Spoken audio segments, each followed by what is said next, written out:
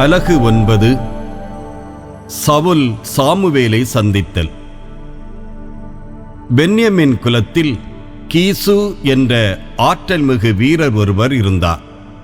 அவர் பென்யமின் குலத்தவரான அபியாவுக்கு பிறந்த பெக்கோராத்தின் மகனான செரோரின் மகனாம் அபியேலுக்கு பிறந்தவர். அவருக்கு சவுல் என்ற இளமையும் அழகும் கொண்ட ஒரு மகன் இருந்தார். இஸ்ரவேலின் புதல்வருள் அவரை விட அழகு வாய்ந்தவர் எவரும் இலர். மற்ற அனைவரையும் விட அவர் உயரமானவர். மற்ற அனைவரும் அவர் தோள் உயரமே இருந்தனர். சவுலின் தந்தை கீசின் கழுதைகள் காணாமற் போயின. கீசு தம் மகன் சவுலை அழைத்து, பணியாளன் ஒருவனை உன்னோடு கூட்டிக்கொண்டு கழுதைகளை தேடிப்போ என்றார். அவர் எப்ராயிம் மலை நாட்டையும் சாலிசாப் பகுதியையும் கடந்து சென்றார். அவற்றை காணவில்லை. சாலிம் நாட்டு வழியே சென்றார். அங்கும் அவை இல்லை. பென்யமின் நாட்டை கடந்து சென்றார். அங்கும் அவை தென்படவில்லை.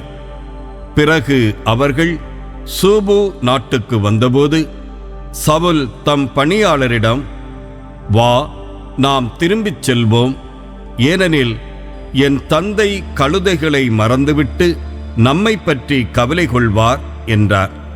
அதற்கு பணியாளர், இதோ இந்நகரிலே கடவுளின் அடியார் ஒருவர் இருக்கிறார்.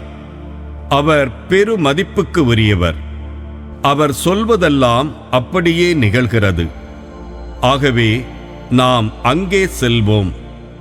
ஒருவேளை நாம் செல்ல வேண்டிய வழி எதுவென அவர் நமக்கு எடுத்துரைப்பார் என்றார். சவுல் தம் பணியாளரிடம், சரி, செல்வோம். ஆனால் அவருக்கு நாம் என்ன கொடுப்போம்? ஏனெனில் நம் பைகளில் இருந்த அப்பம் தீர்ந்துவிட்டது.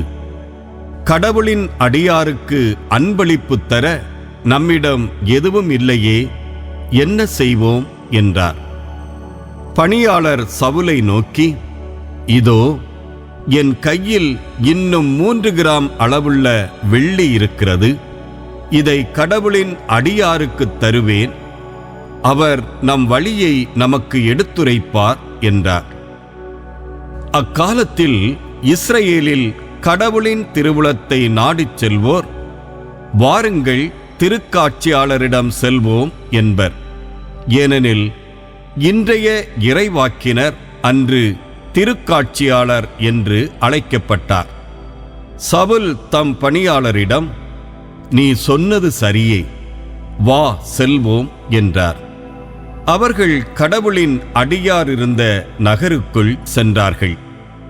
அவர்கள் நகரின் மேட்டில் ஏறிக்கொண்டிருந்த போது இளம் பெண்கள் தண்ணீர் எடுத்து வருவதைக் கண்டு அவர்களிடம், திருக்காட்சியாளர் இங்கே இருக்கிறாரா என்று கேட்டார்கள்.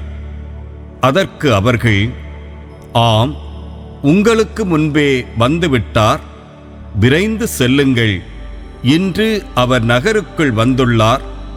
இன்று தொழுகை மேட்டில் மக்களுக்காக பலி செலுத்தப்படுகிறது. நீங்கள் நகருக்குள் நுழையும் போது உண்பதற்காக அவர் தொழுகை மேட்டுக்கு ஏறிச் செல்வதற்கு முன்பே அவரை நீங்கள் காண்பீர்கள்.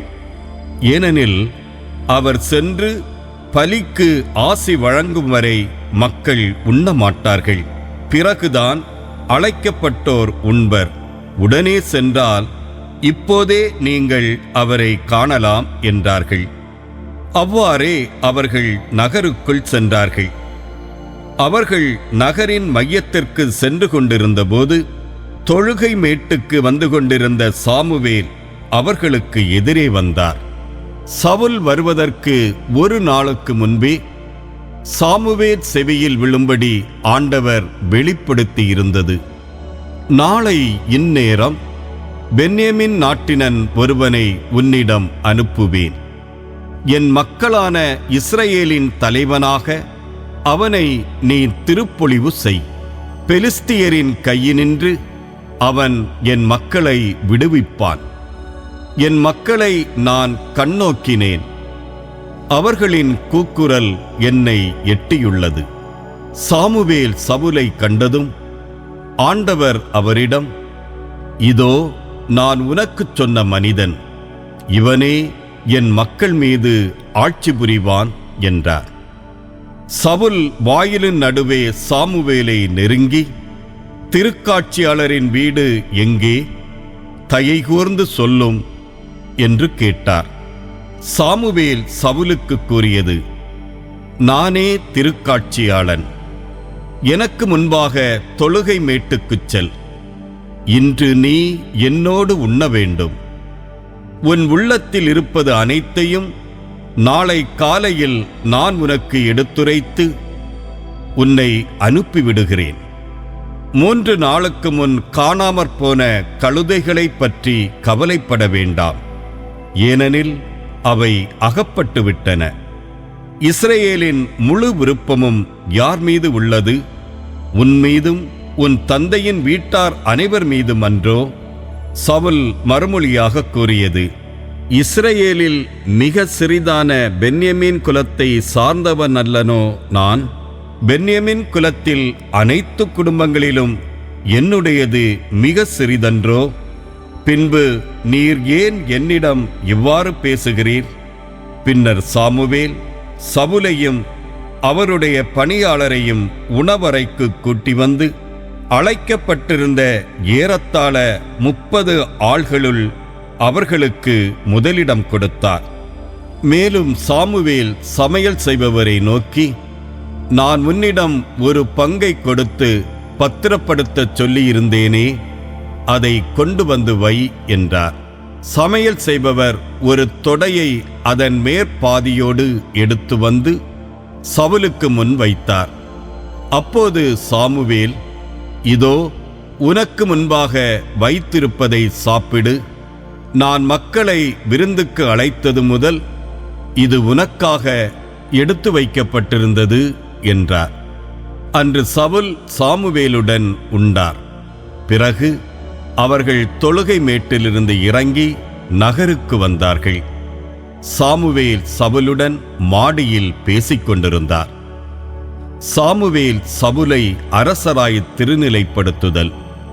அவர்கள் வைகரையில் துயில் எழுந்தார்கள். சாமுவேல் மாடியில் இருந்த சவுலை அழைத்து, எழுந்திரு, நான் உன்னை அனுப்பிவிடுகிறேன் என்றார். சவுல் எழுந்தார். பின் அவரும் சாமுவேலுமாக இருவரும் வெளியே சென்றார்கள். அவர்கள் நகரின் எல்லை வரை வந்தபோது சாமுவேல் சவுலை நோக்கி, பணியாளை நமக்கு முன் நடந்து போகச் சொல் என்றார். அவ்வாறே அவரும் முன்னே நடந்து சென்றார். அப்பொழுது சாமுவேல் சவுலிடம், நீ சற்று நில், கடவுளின் வார்த்தையை நான் உனக்கு தெரிவிக்க வேண்டும் என்றார்.